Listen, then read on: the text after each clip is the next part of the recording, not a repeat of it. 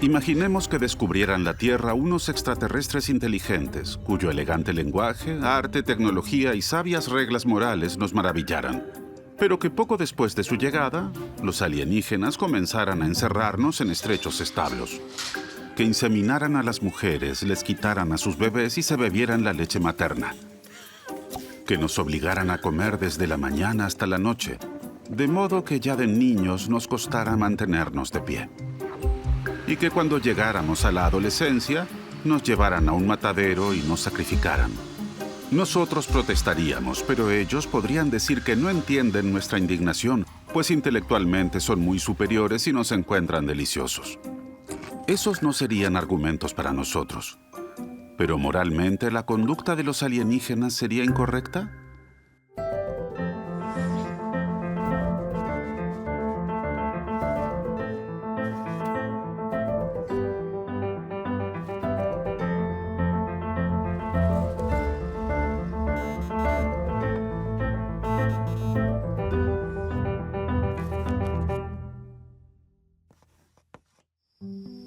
Cuando miramos las estrellas, a veces nos preguntamos qué significado pueden tener frente al infinito nuestras acciones aquí abajo.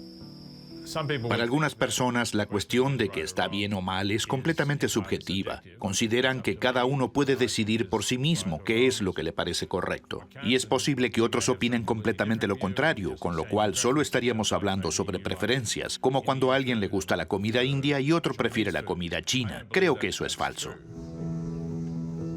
La Universidad de Princeton en los Estados Unidos. Peter Singer es uno de los filósofos más influyentes de la actualidad. Se ocupa de una pregunta tan vieja como la civilización: ¿qué está bien y qué está mal? Creo que al debatir sobre ética hay margen para la razón y la argumentación. Y que hay muchas personas que adoptan posturas sobre las que no han pensado, que no han sido objeto de reflexión, y que cuando reflexionan sobre ellas, encuentran que mucho de lo que creen no es realmente coherente. La visión del mundo de Peter Singer se basa en un enfoque filosófico particular llamado utilitarismo. Se trata de hacer un balance entre la suma total de placer y dolor, o de felicidad y sufrimiento, y maximizarlo. Así que, para un utilitarista, la acción correcta es la que tiene las mejores consecuencias para todos los afectados. Y las mejores consecuencias consisten en promover la mayor cantidad de bienestar para todos los afectados. Entonces, como utilitaristas, si tenemos que elegir entre varias acciones posibles, deberíamos considerar cómo afectarían esas acciones a la felicidad y la infelicidad de todos los involucrados. Supongamos que tenemos 10 invitados para cenar. A 3 les encanta la carne asada, 7 prefieren pollo. ¿Qué deberíamos cocinar? Si fuéramos una doctora en una catástrofe, ¿deberíamos darle prioridad a la atención de otros médicos para luego poder salvar juntos a otras personas? ¿Deberíamos ayudar a un lobista del tabaco que nos pregunta cómo llegar al Parlamento, incluso si con el tiempo de trabajo ganado de este modo probablemente causara un gran daño social? Como utilitaristas, deberíamos calcular qué podría significar cada posible acción para la cantidad total de felicidad en el universo. Y luego seleccionaríamos la opción que maximice la felicidad. Entonces enviaríamos al lobista en la dirección equivocada. Priorizaríamos curar a otro médico y, por supuesto, cocinaríamos pollo. Así es como funciona el utilitarismo entre las personas. Pero Peter Singer ha dado un paso más y ahora también pregunta ¿qué pasa con los intereses del pollo? No se puede trazar una línea entre las especies, porque no creo que la especie sea en sí misma un criterio moralmente relevante, como tampoco creo que lo sea la raza o el sexo. Y si en vez de eso se toma algo que podría ser un criterio moralmente relevante, como las capacidades intelectuales, entonces siempre habría una superposición.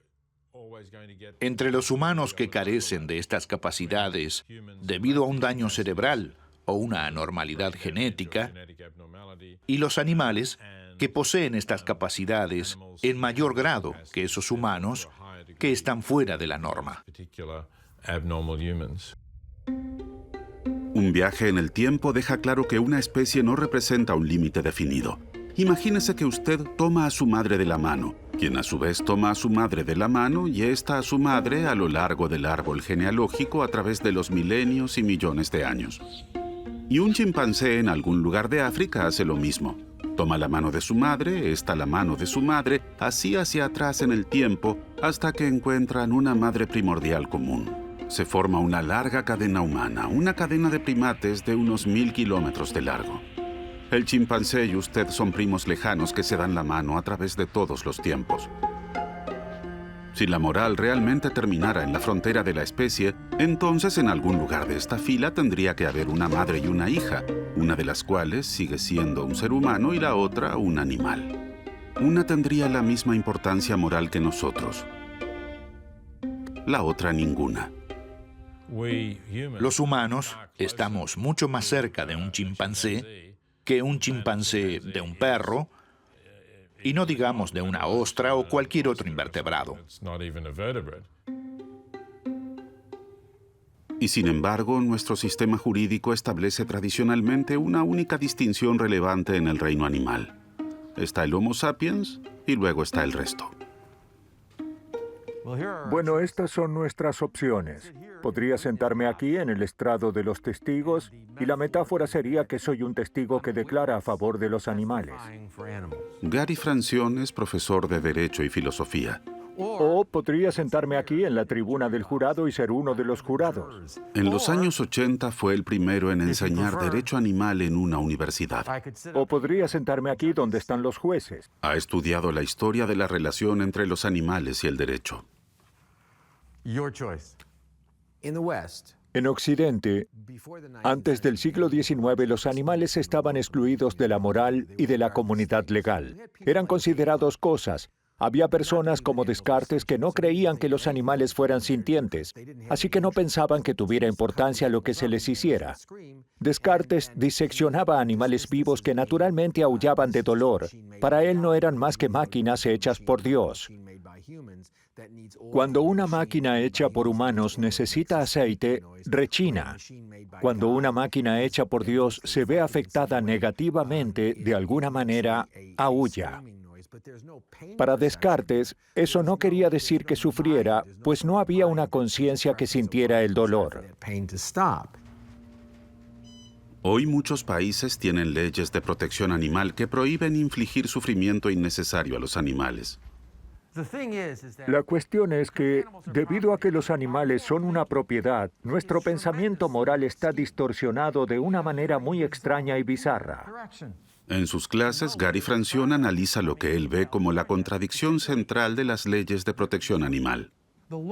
Las leyes que brindan protección a los animales son interpretadas de una manera que refleja su estatus de propiedad privada. Y eso impide una aplicación real y relevante de las leyes a los animales. Parte de la esencia de la propiedad privada es que al propietario se le permita hacer uso de ella. Sin embargo, no hay uso sin violencia. Quien quiera criar ganado, deberá encerrarlo. Quien quiera comer animales, deberá matarlos.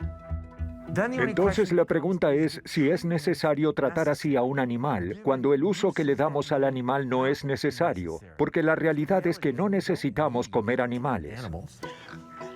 Al declarar a los animales como propiedad, la ley siempre pone los intereses económicos en competencia con los intereses de los animales. Por este motivo aceptamos que las cerdas permanezcan en jaulas de gestación durante semanas, que 23 pollos tengan que vivir en 1 metro cuadrado y que las pavas se desplomen por su propio peso. Les cortamos las colas enroscadas a los lechones y los picos a los pavos. Separamos a los terneros recién nacidos de sus madres y aceptamos que los cerdos en el matadero griten por sus vidas, porque es necesario utilizar animales de manera efectiva. Entonces, ¿qué significa decir que no debemos infligir sufrimiento innecesario a los animales destinados a la alimentación? ¿Qué significa eso? Significa que no debemos infligir sufrimiento innecesario a los animales. No debemos infligirles un sufrimiento gratuito. Las leyes parten del supuesto de que la explotación institucionalizada es un ejercicio legítimo de los derechos de propiedad. Entonces lo que queda son casos en los que los niños prenden fuego a un perro o meten a un gato en el microondas. Eso es lo que entendemos por crueldad hacia los animales. Muy bien, nos vemos la semana que viene. Gary Francione sostiene que hay una sola manera de acabar con la crueldad contra los animales en la ganadería. Los animales necesitan derechos. Adhiero a la postura de los derechos animales. No soy un utilitarista. Todos los seres sintientes tienen derecho a no ser considerados como propiedad. Gary Francione cree en derechos y obligaciones inamovibles que siempre tienen validez. En la llamada ética del deber no se sopesan las consecuencias buenas y malas de una acción, sino que se tiene en cuenta un conjunto universal de reglas con leyes que son tan convincentes que todos los seres racionales del universo podrían estar de acuerdo en ellas. Esto lo distingue de Peter Singer y su utilitarismo. Las personas que piensan que los humanos tienen derechos y también aquellos que piensan que los animales tienen derechos, dicen que hay algunas cosas que nunca debes hacerle a un humano sin importar las consecuencias. Así que una diferencia en el caso de los humanos podría ser, supongamos que un terrorista hubiera puesto una bomba nuclear en el centro de Nueva York y la única manera de encontrar la bomba a tiempo para desarmarla sería torturar al terrorista. Bueno, un defensor de los derechos humanos diría que la tortura está mal. Nunca tenemos derecho a torturar a alguien. Pero un utilitarista diría, si es la única manera de detener la explosión de la bomba, estaría justificado torturar a un terrorista. El utilitarismo y la ética del deber son las dos escuelas de pensamiento más importantes en la filosofía moral. En muchas situaciones límite llevan a conclusiones opuestas. Según la ética del deber, no se le daría prioridad a la atención de un médico herido, incluso si eso significa que sin él se pueden salvar menos personas en el futuro. Según la ética del deber, hay que indicarle el camino al Parlamento a los lobistas del tabaco, porque la regla es que no se debe mentir. Pero cuando se trata de comer animales, ambos enfoques llegan a la misma conclusión. El único caso real en el que habría un disenso sería en el uso de animales para la investigación biomédica, para curar enfermedades humanas graves. Allí existe un conflicto real. Esa es la única situación en la que hay un conflicto plausible que justificaría el uso y sacrificio de animales. Y así, en cierto sentido, sufrimos lo que yo llamo esquizofrenia moral. Y uso la expresión literalmente. Digo que es una versión moral del clásico pensamiento delirante. Por un lado, todos aceptamos que los animales importan moralmente y que tenemos obligaciones morales con respecto a ellos. Debemos tratarlos humanamente y no infligirles sufrimientos innecesarios. Pero, sin embargo, tenemos comportamientos que son inconsistentes con eso. Así tenemos la situación en la que algunas personas, que creen que está mal infligir sufrimiento innecesario a los animales, verán este documental. Y mientras lo ven, comerán carne o pescado o pollo, o beberán leche, o comerán huevos, lo cual es extraño si te pones a pensarlo. No necesitan hacerlo, y si realmente creyeran lo que dicen que creen, no estarían haciendo nada de eso.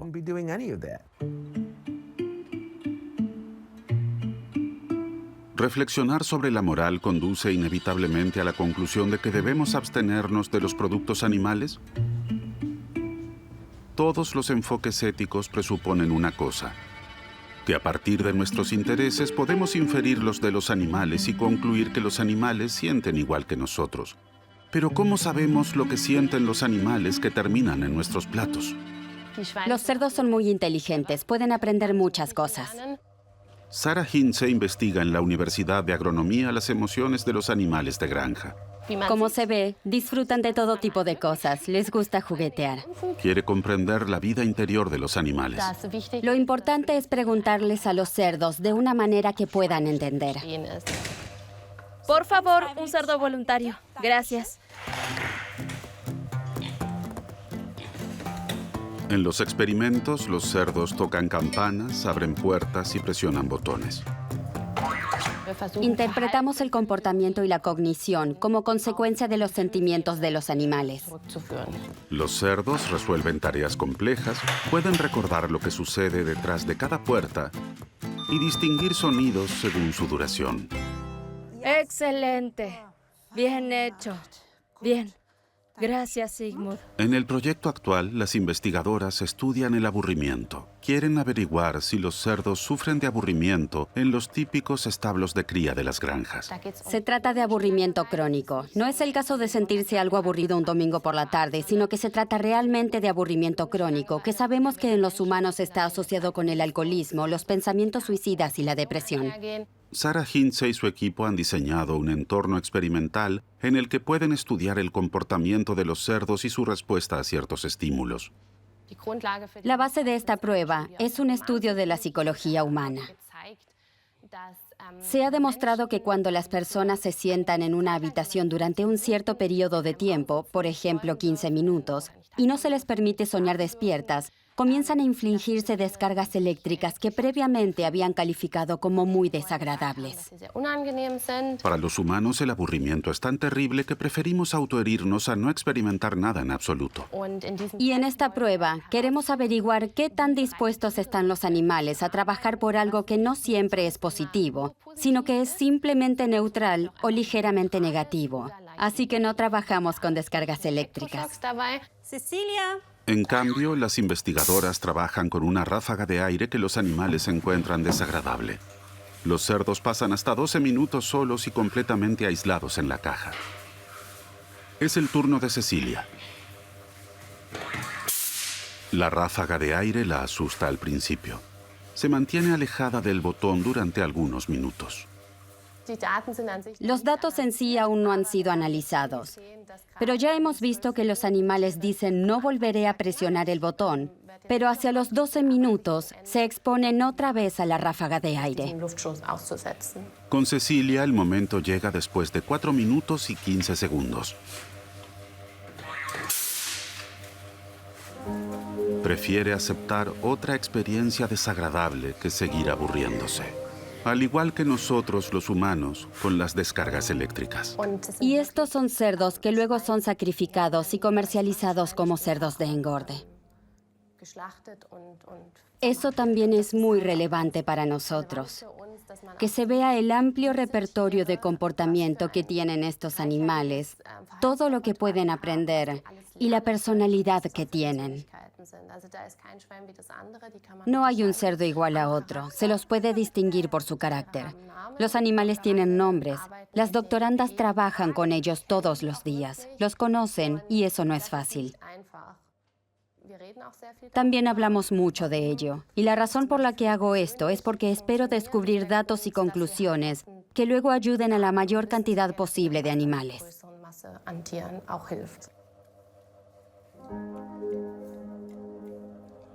No solo los cerdos son sorprendentemente similares a nosotros. Muchos animales de granja tienen una vida interior compleja. Los pollos saben sumar hasta 5. Las ovejas pueden aprender a distinguir fotos de diferentes personas. Los investigadores pudieron comprobar que las vacas se alegran cuando aprenden algo nuevo. La suposición básica de la ética animal de que los animales tienen sentimientos e intereses hoy no se puede negar. Pero ¿dónde trazamos la línea entonces? ¿Los hongos quizás también tengan conciencia? ¿O las bacterias? ¿O las plantas? Si un organismo o entidad tiene conciencia, entonces se siente algo al ser ese organismo. El biólogo evolutivo John Malat investiga este límite entre el mundo consciente y el inconsciente. La función de la conciencia es ensamblar diferentes impresiones sensoriales en una imagen conjunta del mundo, una especie de escenario teatral simulado en la cabeza. En este escenario teatral en nuestra cabeza organizamos nuestras impresiones sensoriales como actores y accesorios. Todo lo que sucede a nuestro alrededor tiene lugar en esta simulación. Con la ayuda de este mundo interior, podemos anticipar lo que sucederá a continuación y probar cómo diferentes acciones afectarían a nuestro entorno. Y la función de los aspectos emocionales, de la conciencia, es asignar importancia a los diversos objetos o estímulos que percibimos. Como en el escenario suceden muchas cosas simultáneamente, la naturaleza inventó algo genial: los sentimientos. En el escenario interior, los actores que desencadenan en nosotros los sentimientos más intensos son los que más determinan nuestras acciones. John Malat ha estudiado innumerables cerebros y desarrolló una teoría sobre el origen de la conciencia. Sostiene que para entender por qué llegó al mundo el sentimiento hay que viajar en el tiempo a la prehistoria de nuestro planeta, a la era geológica del Cámbrico temprano. La historia comienza hace poco más de 500 millones de años, en el fondo del océano, con la denominada estera microbiana. Estas esteras microbianas se componen de bacterias y algas, una capa de organismos unicelulares, como un gigantesco sarro verde en el fondo marino. Tal vez era así de gruesa en todos los fondos marinos poco profundos de la Tierra, y conformaba una tremenda fuente de nutrientes, una tremenda fuente de alimento. Ya existían los primeros animales en esa época, pero hoy probablemente sería difícil reconocerlos como tales. Algunos de ellos eran realmente extraños, anclados a la estera, y luego tomaban forma de hojas. Pero los que más nos interesan son los gusanos. Había muchos tipos diferentes de gusanos, como puede verse en sus rastros. Eran tantos que se lo denominó el mundo de gusanos. Hay una diferencia radical entre este mundo de gusanos y nuestro mundo animal de hoy. No había depredadores. Era un mundo sin garras ni dientes. Los gusanos, los animales más activos de la época, parecían perfectamente satisfechos con el rico buffet de esteras microbianas. Luego, todo cambió. Los primeros gusanos comenzaron a comerse a otros gusanos. Probablemente fue tan simple como que una especie de gusanos comenzó a alimentarse de carroña. Encontró un pedazo de otro gusano medio podrido y descubrió ahí una fuente de nutrientes realmente rica. Después se especializó en comerse a gusanos vivos de otras especies. Así, estos gusanos se convirtieron en los primeros carnívoros de la historia de la Tierra. Y así comenzó una gran competencia. Una gigantesca carrera armamentística cámbrica. A una velocidad vertiginosa, en unos pocos millones de años, los animales cazados desarrollaron una amplia variedad de estrategias para protegerse contra los depredadores. Aparecieron los crustáceos y los gusanos aprendieron a enterrarse en la arena. Pero la estrategia más interesante contra los depredadores era huir rápidamente. Hasta este punto, la vida en la Tierra seguía un ritmo de crecimiento lento, como sucede todavía hoy con las plantas. Pero para reaccionar a los peligros en tiempo real hay que ser capaz de captar con precisión el mundo que existe alrededor. Eso llevó a la evolución de ojos que formaban una imagen fotográfica, que permitía ver venir a los depredadores. También a piel sensible para poder sentir las vibraciones de los depredadores que se acercaban. O a un agudo sentido del olfato para percibir el olor de un depredador que estuviera cerca. El factor decisivo para una huida exitosa, sin embargo, es tener en la cabeza que el cazador está ahí, incluso si no podemos percibirlo con nuestros sentidos. Así nace el escenario interno y, por lo tanto, nuestra conciencia. Los predadores evolucionaron de la misma manera para atrapar a las presas, las que se escondían o que escapaban rápidamente. Los predadores tuvieron que desarrollar ojos para poder ver todo su entorno, al igual que las presas. Y también construyeron un escenario teatral en la mente. Con la conciencia también aparecen los sentimientos que dan significado a las impresiones que hay en el escenario interno. Si se acerca un depredador grande y peligroso, enseguida se le asigna mucha relevancia con respecto al resto de las cosas del escenario. Desde un punto de vista evolutivo, los sentimientos son ante todo los encargados de protegernos de ser devorados. Los animales con el talento para sentir dolor y miedo prevalecen.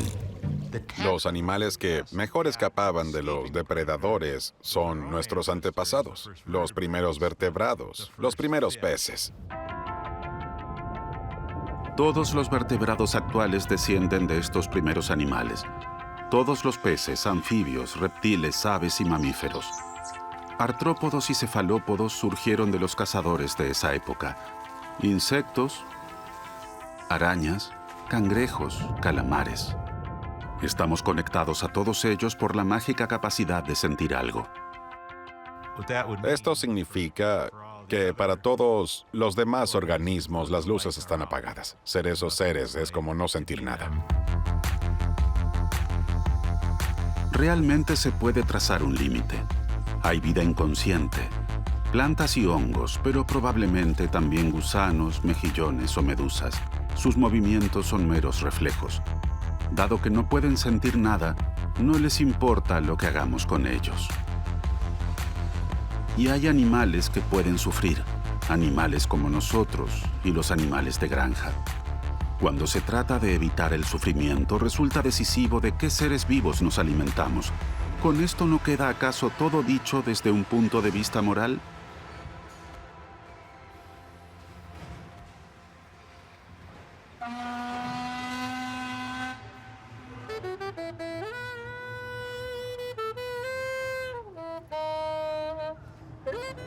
Nueva Orleans, Luisiana. Aquí se puede observar una especie extremadamente rara. Dan Shahar es filósofo y argumenta a favor de comer carne. Es tan fácil argumentar mal. Son los malos argumentos de siempre. Del tipo, está rico, por eso debería comerlo. Ese no es un buen argumento.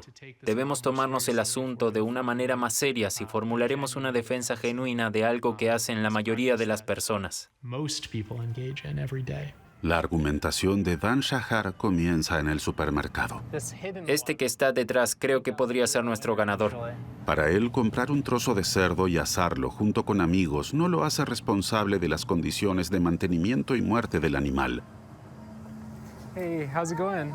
Porque la influencia de cada compra individual es tan pequeña que no hace ninguna diferencia en sí misma.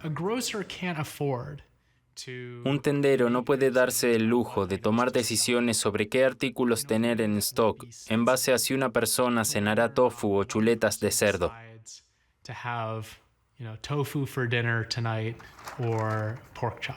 Es por eso que ve la alimentación vegetariana principalmente como una forma de activismo. El comportamiento de los vegetarianos, dice, solo surte efectos si participan muchas personas. Pero incluso si piensas que los individuos no hacen una diferencia realmente tangible, el movimiento vegetariano en su conjunto está teniendo un fuerte impacto. Deberíamos felicitarlos. En lo que no estoy de acuerdo con los vegetarianos es principalmente en que suelen pensar que está mal no ser vegetariano.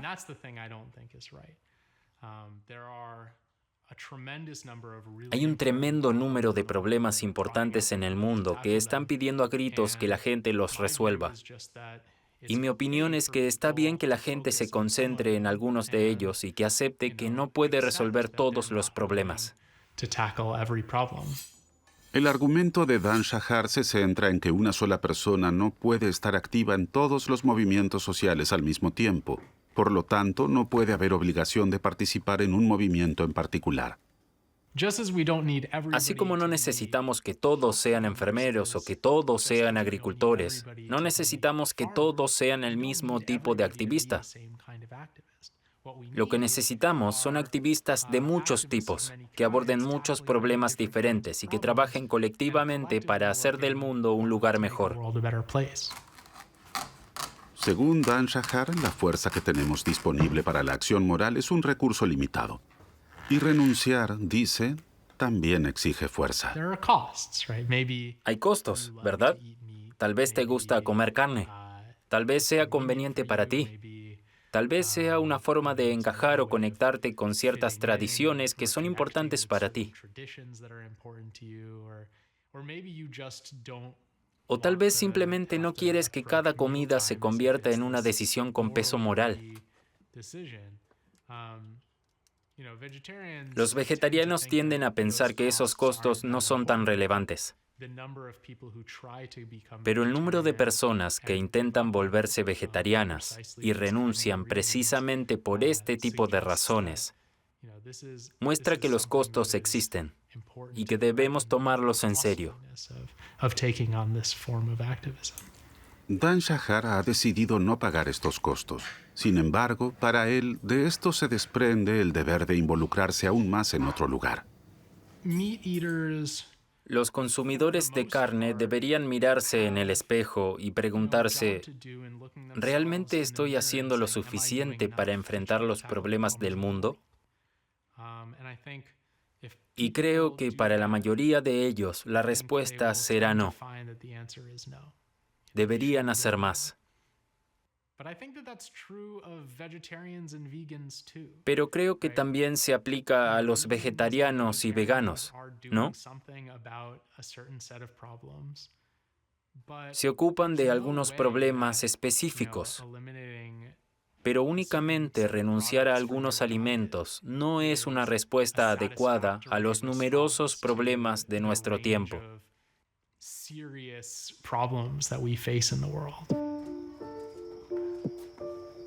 Las tesis de Dan Shahar suenan concluyentes. El individuo no marca la diferencia, y no todos tienen que comprometerse con las mismas cosas. Pero, ¿y si llevamos el argumento más lejos? ¿Qué les responderíamos a los pedófilos que argumentaran de la misma manera? ¿Que la descarga individual de imágenes no hace ninguna diferencia? ¿Y que en lugar de promover los derechos de los niños simplemente se comprometan con otra buena causa? ¿Es posible justificar de manera tan fácil algo moralmente incorrecto?